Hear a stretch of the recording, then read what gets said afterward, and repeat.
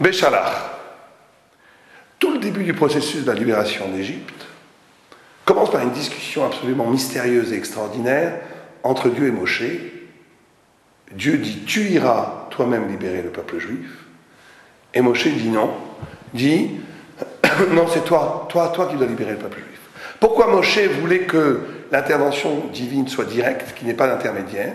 Parce qu'il savait très bien que si Dieu lui-même arrachait le peuple juif d'Égypte sans l'intermédiaire de Moshe Rabbeinu, la liberté aurait été éternelle. Il n'y aurait plus eu de possibilité d'aliénation du peuple juif pour toujours. Mais Dieu lui dit non, toi tu iras. Et le Midrash nous dit quelque chose de tout à fait étonnant, mystérieux. Il dit, et tu comprendras, tu auras la réponse à ta question quand tu reviendras ici pour recevoir la Torah, sur le mont Sinaï, puisque cette première révélation où Dieu se révèle sous le nom de « Je suis celui qui sera »,« Je serai celui qui serait », et qui est qui est, c'était sur le mont Sinaï. Et il lui dit, tu comprendras le sens de pourquoi je veux que toi t'ailles libérer le peuple juif, tu comprendras cela quand tu recevras la Torah. Et le Rambam dit d'ailleurs, une chose tout à fait étonnante, il dit que c'est le don de la Torah qui sera le signe qui fera que le peuple juif te croira. Tout le monde se pose la question là-bas, le Kesef Mishté et d'autres, le Pri Hadash. Oui, mais Moshe avait besoin que le peuple juif le croie avant. Bon, on va voir. Le Brisker Rov répond, il dit ce qui était en jeu ici, c'était l'essence même de la Torah. Et on va essayer d'expliquer ce que ça veut dire. Vous savez que quand Moshe est né, il est né le 7 Adar. Il y a une lumière extraordinaire qui est entrée dans la maison. La lumière de l'infini, En Sof, ce qu'on appelle Organuz, la lumière cachée, a envahi la maison de Moshe. Et 3 mois plus tard, on prend Moshe, on le met dans le couffin, et on le met dans le Nil. 3 mois plus tard, c'est quelle date? Si on calcule, c'est le 7 Sivan, c'est le don de la Torah. On a mis Moshe dans le couffin, dans le Nil, le 7 Sivan. La Torah a été donnée le 7 Sivan. On fête Shavuot le 6 Sivan. Le Maharsha explique parce que la préparation est plus importante que le reçu. Ça, on en parlera dans Shavuot. Et donc, on voit que dans l'existence même de Moshe, que l'existence même de Moshe épouse la traçabilité de la Torah elle-même, comment la Torah est donnée. C'est ça qu'on va comprendre. C'est-à-dire, vous savez que quand Moshe, au début, ne pouvait pas parler, il avait une parole brisée. Et celui qui ne pouvait pas parler, à la fin, va écrire le Sefer Dvarim, le livre de la parole par excellence. Comment celui qui est incapable de parole va devenir le parleur par excellence, le grand parleur. Ça aussi, c'est lié à l'essence même de la Torah. Alors, on va essayer de comprendre. Si Moshe ne pouvait pas parler, c'est parce que il était d'essence thoraïque infinie. Moshe, pour ça que quand il est né, la Torah se dévoile dans sa figure d'infini, de lumière en-sof, il est en essence le reflet de la Torah infinie. On dit que Moshe, que Shammai, c'est le Gilgul de Moshe, Aaron, Hillel, c'est le Gilgul de Aaron, parce que c'est Prinat Shamaim, les ciels. Moshe, c'est le ciel. Or, le ciel ne peut pas s'inscrire sur terre. Moshe ne peut pas parler, parce que la parole n'est pas assez puissante pour contenir l'infini. Elle explose littéralement au contact de la vérité absolue, de la vérité divine, de la vérité céleste. La parole, qui est encore une forme humaine, terrestre, ne peut pas accueillir l'infini de la pensée thoraïque. C'est impossible. Au point où quand la Torah est donnée, c'est quelque chose d'impossible. Comment l'infini va-t-il être donné au monde à l'infinitude? C'est impossible. Quand l'infini est donné dans le monde de l'infinitude, c'est un déluge de lumière. Au point où les rois, tous les rois de toutes les nations sont venus voir Bidam, le grand prophète Bidam. Quand la Torah a été donnée, ils ont dit, mais le monde est en train d'être détruit, est-ce que le déluge revient? Ils ont senti le déluge. Cette dimension de Torah qui est plus grande que le monde, le monde ne peut pas le supporter, le monde va être détruit, le monde va exploser face à la proximité, à l'intimité de cette lumière divine. Or justement, la Torah, c'est comment l'infini s'inscrit, peut être porté par le fini. Et c'est ça que Dieu veut apprendre à Moïse. Dieu lui dit, ça va passer par toi. C'est toi qui dois libérer le peuple juif. Lui, il dit, non, c'est toi. Lui, Moshe, il est de l'ordre de l'absolu, de la divinité. Il dit, il est le reflet du ciel. C'est le ciel qui doit libérer moi. Moi, je ne suis rien. Moi, je suis terrestre. Je ne peux rien faire. Dieu lui dit, tu comprendras quand tu recevras la Torah. Tu comprendras que ton existence, que ta finitude a la possibilité de porter l'infini. Et la Torah, c'est ça. Quand il a reçu la Torah, il a compris que la Torah a le pouvoir de transfigurer le réel, de rendre le réel sublime, de rendre le réel, la finitude, porteuse d'infini. Et Moshe devient lui-même, et c'était ça le tikkun de Moshe. C'était ça le tikkun de Moshe, c'est qu'il devient lui-même le lieu de l'absolu. Sa vie, c'est le reflet de Dieu. Sa parole devient le reflet de Dieu. Et là, il comprend à ce moment-là que la parole a le pouvoir de contenir une infinité de sens. Vous savez que quand Dieu a demandé à Noah de construire l'arche de Noé, la Teva, il s'est posé une question, il dit on ne pourra jamais rentrer tout ça. On ne pourra jamais aller 300 amot, 150 mètres, sur 50, sur 25 mètres, sur 15 mètres. On ne peut pas rentrer tout l'univers animal, végétal là-dedans, c'est impossible. Dieu lui dit, je recréerai une alliance. Je recréerai une alliance. De la même façon que j'ai pu rentrer la multitude dans la planète, je peux rentrer même dans une boîte d'allumettes l'univers entier. La relativité de l'espace. Einstein a découvert la relativité du temps. Il y a aussi une relativité de l'espace qu'on n'a pas découvert scientifiquement, mais qui existe spirituellement. Et ce qui est absolument extraordinaire, c'est que quand on voit les mesures de l'arche, c'est 300, 30, 50.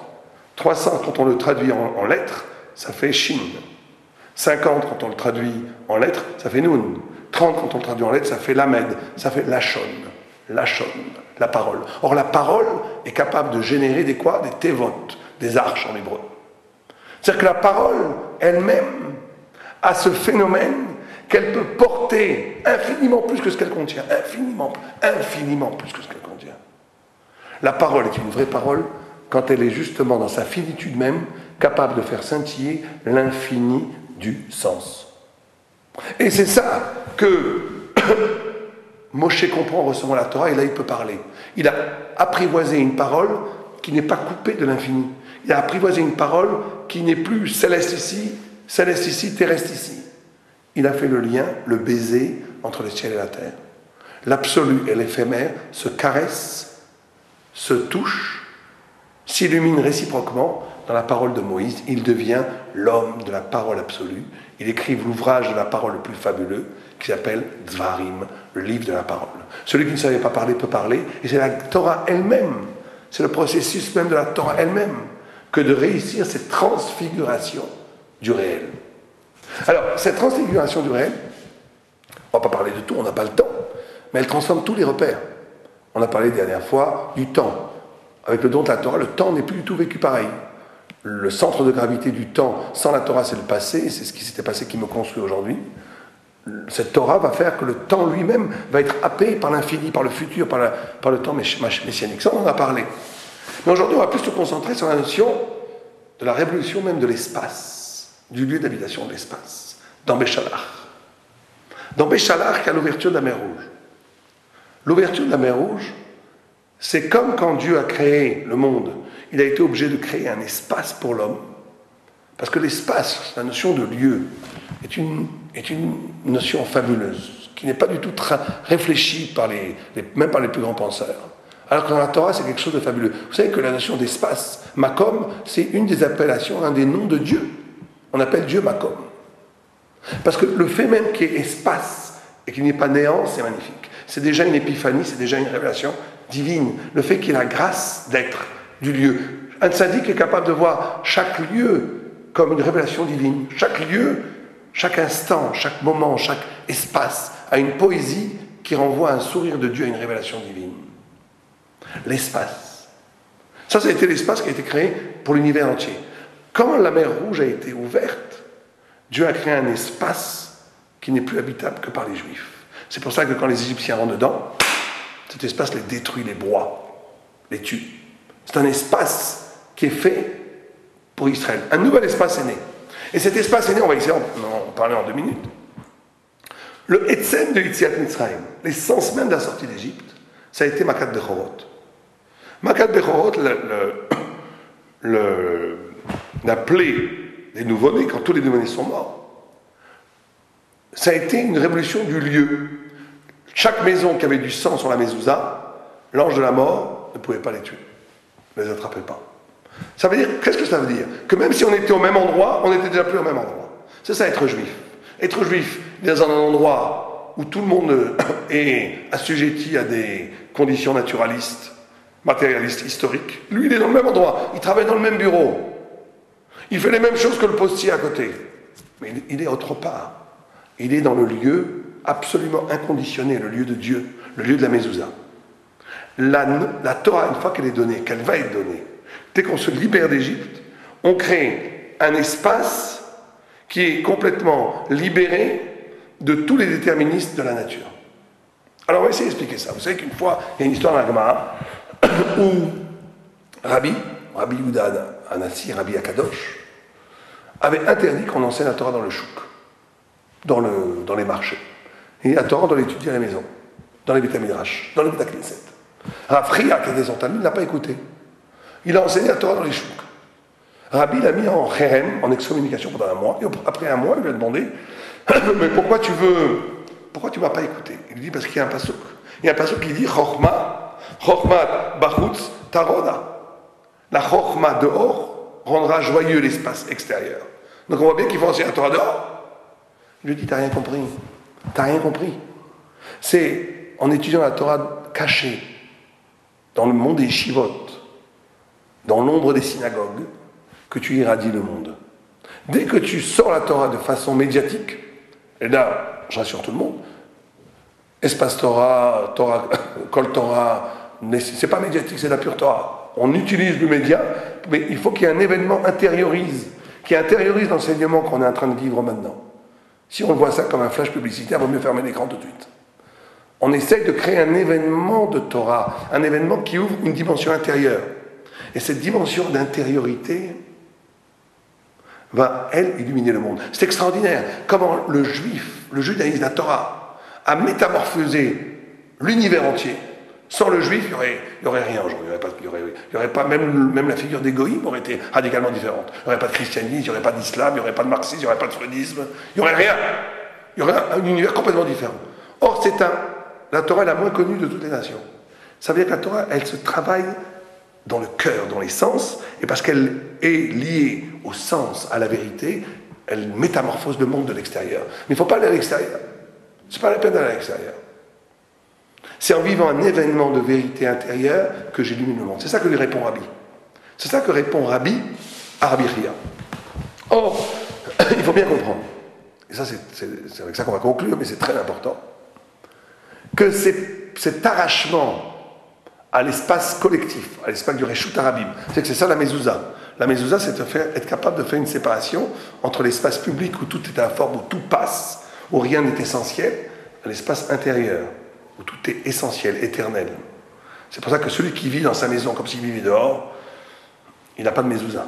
La mezouza, c'est la capacité de créer un monde intérieur qui échappe à toute la prégnance, à tous les déterminismes, à toutes les aliénations idéologiques et temporelles qui passent, qui sont le lieu du Reshut Harabim, de l'espace public. Être capable d'avoir une vie intérieure, un espace intérieur tellement fort que c'est lui qui va illuminer le monde. Pas le monde qui va conquérir, captiver mon intériorité. Or cet arrachement à l'aliénation de l'extérieur, c'est ce qui s'est passé dans la sortie d'Égypte, c'est l'arrachement à la matière. Vous savez que la thématique de la matière, dans la Torah, il y a toujours la lutte entre le chomer et la tsura. La matière et la forme pure. La matière, et c'est qu'est-ce que c'est de vivre de façon matérialiste? C'est très simple. C'est toujours de vivre une expérience où ce qui est recherché en vérité, c'est la jouissance de l'expérience. Et une fois que j'arrive à mon but, ça ne m'intéresse plus. La tsoura, la forme ne m'intéresse plus. J'annule cette forme et je passe à autre chose. Et on passe toute sa vie, à essayer des choses. C'est pour ça que les gens ne sont plus fidèles aujourd'hui, parce qu'ils ne peuvent plus bâtir quelque chose avec un seul partenaire. Ils ont besoin, ce qui les intéresse, c'est l'excitation matérielle, ça le chomer, de la rencontre, de créer quelque chose. Une fois que j'ai fini, on passe à autre chose, et on passe à autre chose, et on passe à autre chose. En vérité, on passe sa vie à essayer des choses sans jamais véritablement arriver à une forme absolue, réelle, éternelle de sa vie. Or, et c'est ça que c'est absolument extraordinaire, Am Israël, c'est le peuple de la forme, le peuple de la tsoura, le peuple du sens absolu des choses. Or, Am Israël, quand il est traversé la mer Rouge, on dit que l'eau c'est le symbole même de la matière, n'a aucune forme. C'est ça la matière, c'est d'être riche de toutes les formes possibles. C'est quoi la notion de matière? C'est quelque chose qui n'a pas de forme, qui est vierge de toutes les formes possibles. C'est d'où la fascination de la matière. Parce que quelqu'un qui vit de façon matérialiste, à son chomri, il a devant lui toutes les possibilités. Il peut devenir comme ça, il peut devenir comme ça. Il est assujetti à rien, il n'a pas de morale, tout est possible. C'est ça la fascination de la vie matérialiste. C'est que je ne suis limité par rien, je suis comme la vanne, comme les Égyptiens. Alors c'est pas un hasard si le peuple juif naît toujours dans un lieu qui est le lieu de la matière même. Parce que nous, on va utiliser cette puissance de l'énergie matérielle pour créer des formes et en retour que ces formes elles-mêmes vont rendre intelligente la matière. Vous savez qu'il y a une phrase extraordinaire d'Onkelos qui dit que les eaux qui sont le symbole de la matière même, comme on a dit, la mer, s'est arrêtée, a pris une forme. Le Onkelos dit que les eaux sont devenues intelligentes. La matière elle-même est devenue intelligente. La matière elle-même a pris des formes. Et ça, c'est fabuleux, la notion qu'une matière prend des formes.